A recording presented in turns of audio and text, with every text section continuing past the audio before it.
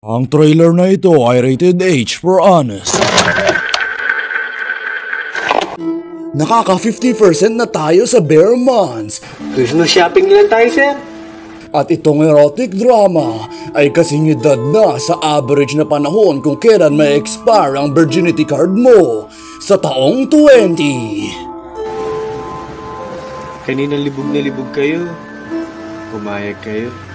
Masahista!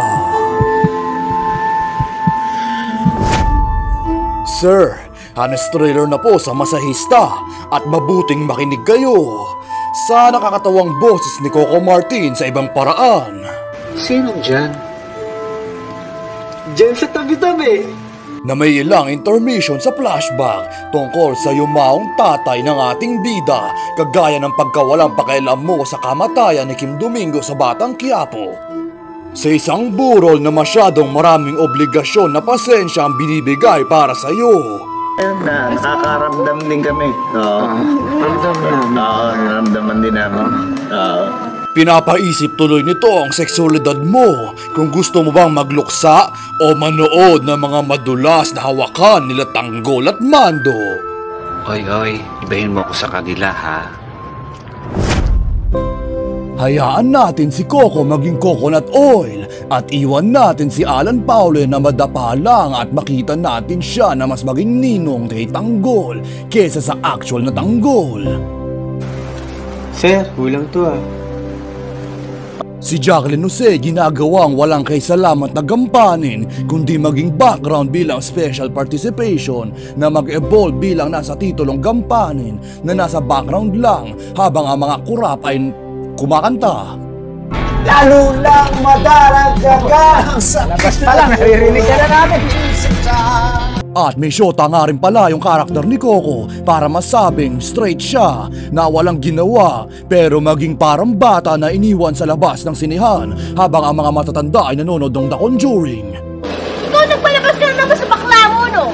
Nagkasabi sa'yo ka magpapalabas, di ba? Napagod ka sa kanya, no?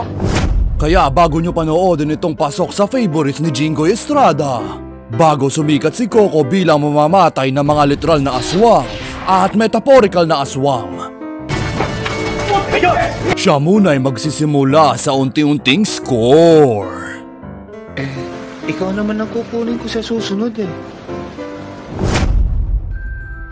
Starring Rob Down Dalisay. I receive acupressure. You receive isang Precious Hearts romance na libro. Ang Probinsyano noong August 12, 2022. Sir, tapos na po. Nung nakatulog ka sa sinihan. Sir, tapos na po. Yung nag-overtime ka sa computer shop. Sir, tapos na po. Sir, tapos na po. Oo na, tapos na! And, Lolo Noy, ano ginagawa mo rito?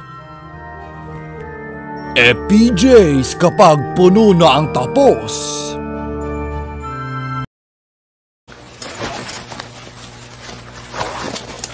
Uy, bench din pala yung underwear mo. Pareho tayo. Oo nga, no? Sa tingin nyo, nagkapalitan sila ng brief nung natapos?